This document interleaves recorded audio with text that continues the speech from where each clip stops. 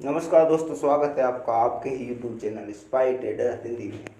दोस्तों, पिछले कई दिनों से तीन बड़ी बड़ी चीज़ें हैं जो मार्केट को प्रभावित कर रही हैं, इम्प्रेस कर रही हैं, असर डाल रही हैं।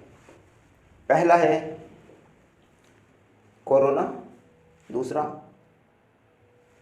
4-5 राज्यों में विधानसभा चुनाव और तीसरा रूस यूक्रेन टेंशन।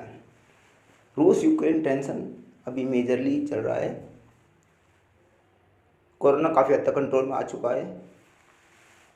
तो आज कल जो हमारे मार्केट को सबसे ज़्यादा इफेक्ट कर रहा है वो रीजन है रूस एंड यूक्रेन क्राइसिस। उस पर हम डिस्कस करेंगे बाद में। तो जानते हैं, जैसा कि आज के वीडियो के थंबनेल से आपको पता चल रहा है, आज हम बताने जा रहे हैं मैजिक पोर्टफोलियो। पोर्टफोलियो क्या होता है? पोर्टफोलियो हमारे शेयर्स का बंडल होता है।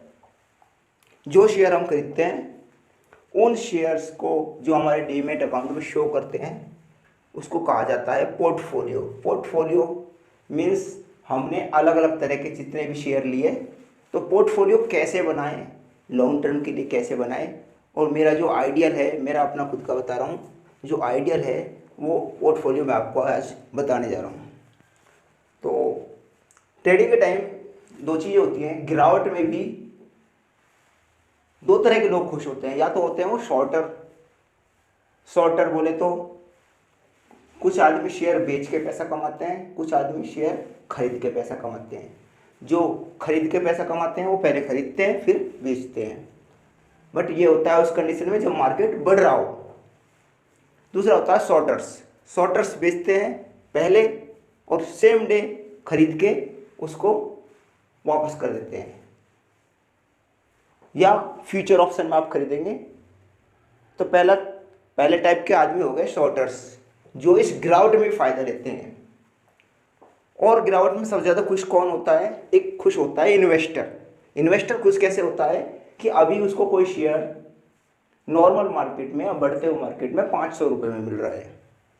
क्यों? क्योंकि उसको लंबे टाइम के लिए इन्वेस्ट करना है, उसको आज बेच के कल नहीं निकालना, उसको लॉन्ग टर्म के लिए इन्वेस्ट करना है। तो वो क्या करेगा, जितना मार्केट गिरेगा उतना ही ज़्यादा खुश होगा। क्यों? क्योंकि थोड़ा मार्केट गिरा तो 500 की चीज़ उसको 450 में मिलेगी। तो जितना मार्केट गिरेगा उतना ही लॉन्ग टर्म इन्वेस्टर खुश होगा। तो आज हम चर्चा करने जा रहे हैं। पहला ये आपको दिखाई दे रहा है, ये है वॉच लिस्ट मीन्स मैंने इसको लिस्ट बना रखी है सारे शेयर्स की। इनको खाली देखना है मेरे को, मैं इनको ट्रैक कर सकता हूँ, बट ये शेयर मैंने खरीद नहीं रखी।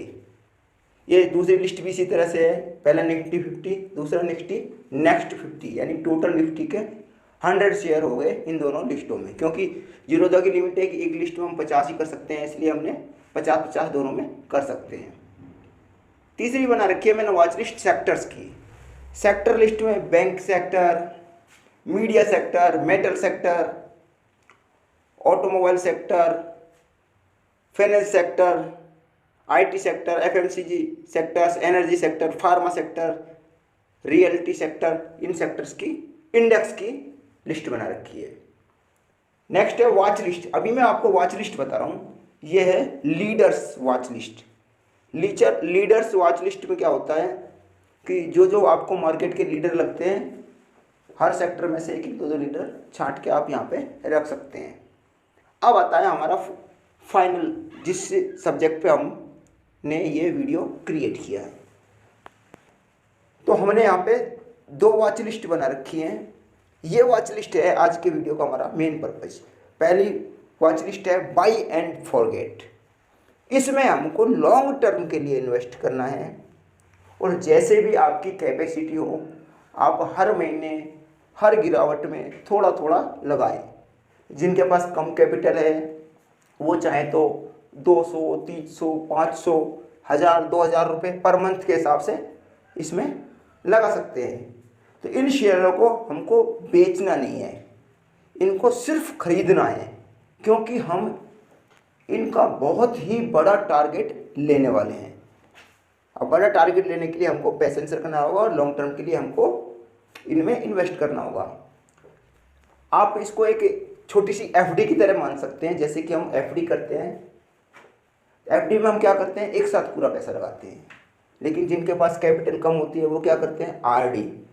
तो जस्ट लाइक ए आरडी, हर महीने आप अपनी कैपेसिटी के हिसाब से 500, 1000, 2000, 5000, 10,000 जितना चाहें उतना हर महीने सिस्टमेटिक वे में स्टार्ट कर सकते हैं। तो पहले तो मैं आपको शेयर्स बता रहा हूँ, फिर मैं आपको मेथड बताऊंगा कि किस मेथड में हमको ये शेयर परचेज करने हैं, किस किस तरह से।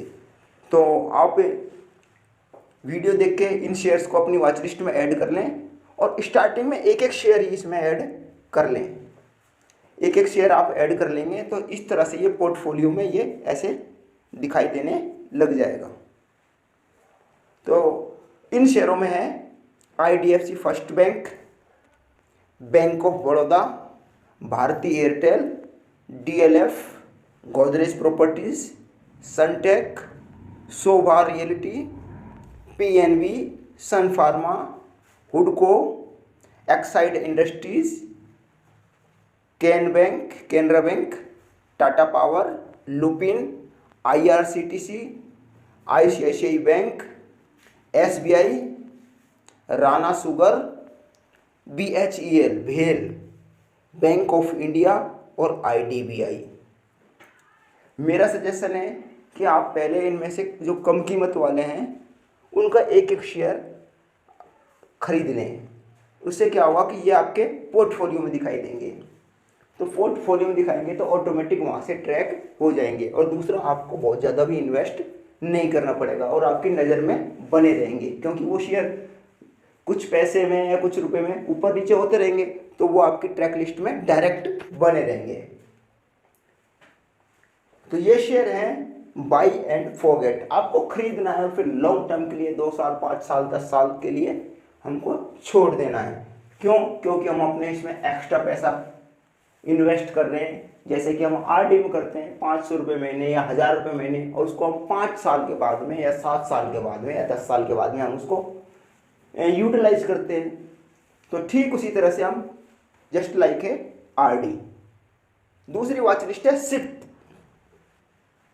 सिप बोले तो सिस्टमेटिक इन्वेस्टमेंट प्लान, सब जानते हैं। तो ये जो शेयर्स मैं बता रहा हूँ, इन शेयर्स में आप यदि आपके पास में पैसा है तो इसमें एक एक 2-2 शेयर हर महीने ही लेते रहे तो बेटर है। ये हमको बल्क में या एक साथ नहीं खरीदने, हमको धीरे धीरे खरीदने हैं। आप अपना कैपिटल फिक्स कर लें या फिर आप जो भी डिसाइड कर लें, हर महीने अलग अलग भी हो सकता है। मान लो इस महीने आपके पास में 5,000 रुपये एक्स्ट्रा हैं तो नेक्स्ट मंथ हो सकता है आपके पास 3,000 भी हों, या उससे नेक्स्ट मंथ में आपके पास में 10 या 12,000 हों। तो आप उन्हीं पैसों को इसमें लगाएं जो आपके एक्स्ट्रा पैसे हैं। अगर आपको चाहिए कि आज पैसे लगाऊं और कल मेरे को प्रॉफिट हो जाए, या 1 महीने के लिए लगाना है, या मेरे को 3 महीने के लिए, 6 महीने के लिए, एटलीस्ट 2 ईयर का तो एटलीस्ट ओरिजिन आपका होना ही चाहिए। कम से कम 2 साल का आपका ओरिजिन हो तो ही आप इनमें करें, क्योंकि 2 साल से पहले मार्केट किधर भी जा सकता है ना।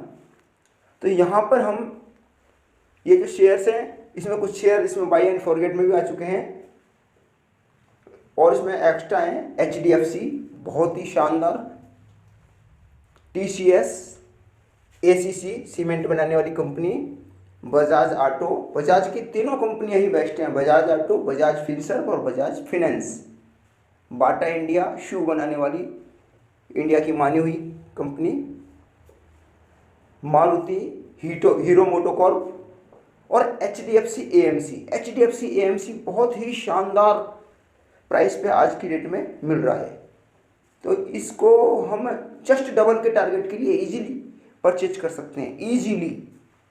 तो आई थिंक सबको कम से कम एक एक शेयर तो HDFC AMC का परचेज करना ही चाहिए।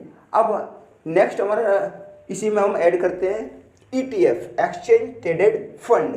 ETF क्या होता है कि जो भी इंडेक्स होता है, निफ्टी 50 में 50 होते हैं, 50 शेयर, निफ्टी 100 में 100, निफ्टी 500 में 500 शेयर। तो हम हर शेयर में इन्वेस्ट नहीं कर सकते, और कभी मार्केट उठता है कभी गिरता है तो हम मार्केट की उठाफटक से हम घबरा जाते हैं। ETF क्या होता है कि सारी कंपनियों के वैल्यूएशन से तैयार किया जाता है। तो ETF में हम लॉन्ग टर्म के लिए मार्केट के बढ़ने का घटने का, इसमें रोज घटने बढ़ने का, जो मार्केट घटता है बढ़ता है उसका थोड़ा थोड़ा सा असर इन पे होता है। इन सब का, इन सारे शेयर्स का आप मान सकते हैं जूस है ये, इन सब की समरी है। इसको फंड मैनेजर ऑर्गेनाइज करते हैं। तो ये सबसे सेफ वे है ETF में हम ट्रेड हम जैसे कि हम नॉर्मल शेयर्स में करते हैं उसी तरह से कर सकते हैं। एग्जाम्पल के लिए मैं आपको कुछ ETFs बताऊंगा और जो बहुत ही शानदार है। पहला मैं हेल्थ केयर का ETF बता रहा हूँ। एक हेल्दी के नाम से है, HEALTHY, हेल्दी। करंट रेट है इसकी 8 रुपये 35 पैसे है। 8 रुपये 35 पैसे है। आप बहुत ही कम रेट में है और लॉन्ग टर्म के लिए आप इसमें इन्वेस्ट कर सकते हैं। हेल्दी जो मेडिकल एरिया की सारी कंपनियों, लैब्स, डायग्नोसिस सेंटर्स और सारी मेडिकल फैसिलिटीज़ की ऑल इन वन कंबाइन है। हेल्दी में इन्वेस्ट करने का मतलब आपने फार्मा सेक्टर की सारी कंपनियों में इन्वेस्ट कर दिया है। जो ओवरऑल आउटलुक रहेगा फार्मा सेक्टर का वो यहाँ रिफ्लेक्ट होगा। तो इसमें बहुत ही अच्छा है। ये हम सबको पता है कि हेल्थ के एरिया में हर बार बढ़ोतरी होनी है, क्योंकि हेल्थ एक ऐसा इशू है जिसका कोई सॉल्यूशन नहीं है। हेल्थ की प्रॉब्लम्स, फार्मा सेक्टर आगे बढ़ता ही रहेगा। जितना मॉडर्नाइजेशन हो रहा है उतनी ही ज़्यादा बीमारियां आ रही हैं और वैसे हमारी लाइफ स्टाइल भी इसके लिए काफ़ी हद तक जिम्मेदार है। तो हेल्थ सेक्टर हमेशा आगे बढ़ता ही रहेगा। नेक्स्ट वन है निफ्टी बीज, NIFTYBEES, निफ्टी बीज। आप वीडियो देख के इनको ऐड कर लेना वॉच लिस्ट में। और सेम नाम भी कर सकते हैं, बाय एंड फॉरगेट और शिफ्ट। तो निफ्टी बीज में क्या होता है, निफ्टी का जो मूवमेंट होता है, अगर निफ्टी कितना भी गिरे तो जितना निफ्टी गिरेगा उतना ही ये निफ्टी बी का जो रेट है वो डाउन होगा। आज भी थोड़ा सा डाउन हुआ है क्योंकि आज निफ्टी थोड़ा सा गिरा है। अभी हम सबको पता है कि इंडिया के इंडेक्स वर्ल्ड का सबसे टॉप ग्रोइंग इंडेक्स है। सेंसेक्स, निफ्टी, बैंक निफ्टी, हमारे तीनों ही बहुत ही ग्रोइंग स्टॉक है। इन फ्यूचर में भी 2-4 साल में सेंसेक्स हमारा 1 लाख भी चला जाए तो कोई बड़ी बात नहीं है। उसी तरह बैंक निफ्टी, तो इनमें बहुत ही ज़्यादा संभावना है। तो निफ्टी के लिए जो हम ETF लेते हैं वो है निफ्टी बीज के नाम से। इसमें हम इन्वेस्ट कर सकते हैं, बहुत ही कम रेट में है। और जैसे अभी जो शेयर, अभी निफ्टी की जो रेट चल रही है, निफ्टी अगर इंडेक्स आगे बढ़ता है तो आपका ये भी आगे बढ़ेगा। और जितना गिरता जाए, गिरने दो, कितना गिरेगा, 17,000 से 16,000, 12,000, 10,000, जितने कम आएगा आपको तो फायदा ही फायदा है। जितना गिरेगा उतना मजा आएगा। बढ़ेगा तो सबको मजा आता है, लेकिन यहाँ इस पोर्टफोलियो में जितना गिरेगा आपको और ज़्यादा मजा आएगा, क्योंकि आपके कम रेट में शेयर आपके एलोकेट होते जा रहे हैं। और हम इसमें बहुत बड़ा फंड भी नहीं लगा रहे, हम हमारा एक्स्ट्रा, ये मानिए कि एक RD लगा रहे हैं। RD से कितने गुना इसका हमको आउटपुट मिलेगा। तो निफ्टी के लिए निफ्टी बीज, अब निफ्टी सेंसेक्स 21,000, 22,000, 24,000, 25,000 जाएगा तो सोचो आपका 187 है, अभी 187 का कितना जाएगा, कम से कम 300-400 जाएगा। ये 300-400 जाएगा। ठीक उसी तरह से गोल्ड बीज, ये गोल्ड के लिए है, ये ETF गोल्ड के लिए है। तो अभी गोल्ड का, क्योंकि पिछले कई दिनों से जो मार्केट डाउन हो रहा है, तो मार्केट डाउन हो रहा है तो गोल्ड की रेट बढ़ती है। जब इंडिया विक्स, इंडिया विक्स, ये इंडिया विक्स है। इंडिया विक्स का मतलब ये वॉलेटिलिटी का दिखाता है कि मार्केट में फियर कितना है, मार्केट में डर कितना है। तो जैसे ये 15 से ऊपर निकल जाता है तो सोच लो कि मार्केट अब नीचे की तरफ आना शुरू हो रहा है, क्योंकि अभी तो ये 20-29 पे है। ये अभी पिछले 2-3 दिन में ये 24 या 23-50 के आसपास टच होके आ चुका है। तो जैसे यूक्रेन का जो क्राइसिस चल रहा है उसके चक्कर में, तो फियर इंडेक्स भी कह सकते हैं हम इसको, डर का सूचकांक। तो फियर इंडेक्स इस टाइम हाई चल रहा है, तो इट मीन्स चांसेस हैं कि अभी और भी फॉल आ सकता है। तो ये इंडिया विक्स को हम देख कर अंदाज़ा लगा सकते हैं कि मार्केट का सेंटीमेंट क्या है। अगर ये 15 या 15 से नीचे है तो मार्केट शांत है, काम मोड में है। तो इंडिया विक्स को हम देख के अंदाज़ा लगा सकते हैं। तो सिप में हम बात कर रहे थे गोल्ड ETF की। पहला हेल्थ केयर का हो गया हेल्दी फार्मा सेक्टर का, निफ्टी के लिए हुआ निफ्टी 20, गोल्ड के लिए गोल्ड 20 और एक बैंक 20, ये बैंक निफ्टी के लिए है। बैंकिंग सेक्टर बैंक निफ्टी के सारे शेयर का जो ओवरऑल जो परफॉर्मेंस रहेगा वो यहाँ रिफ्लेक्ट होगा। तो इसमें भी बहुत अच्छे चांस है। जो हमारा निफ्टी बढ़ेगा तो बैंक निफ्टी बढ़ेगा, और चूँकि हमारा का बैंकिंग सिस्टम बहुत ही सॉलिड है तो इसमें बढ़ने के बहुत अच्छे चांसेस हैं। तो अभी करंट रेट आज की डेट में 381 है, जो कि आज ₹2.73 डाउन हुआ है, क्योंकि बैंक निफ्टी आज डाउन हुआ है। ये देखिए निफ्टी 30 पॉइंट डाउन है और बैंक निफ्टी 216 पॉइंट डाउन है। नेक्स्ट आ गया हमारा PSU बैंक। जो सरकारी सेक्टर के बैंक होते हैं उनका भी एक ETF है PSU बैंक 20। ये भी 31 रुपये 22 पैसे पे चल रहा है। आज का 31.85 हाई है और 31.15 लो है। तो PSU बैंक में आज ज़्यादा गिरावट नहीं हुई था, तो इस चक्कर में इसको में कम गिरावट हुई है। और दो share IDBI, MMTC, Karnataka bank और IDFC, ये चारों ही मस्ट ऐड हैं। देखिए करीब ये दोनों तो 60 रुपये की रेंज में हैं और ये दोनों 50 रुपये की रेंज में है। IDBI, MMTC, कर्नाटक, ये दोनों 50 रुपये की रेंज में हैं।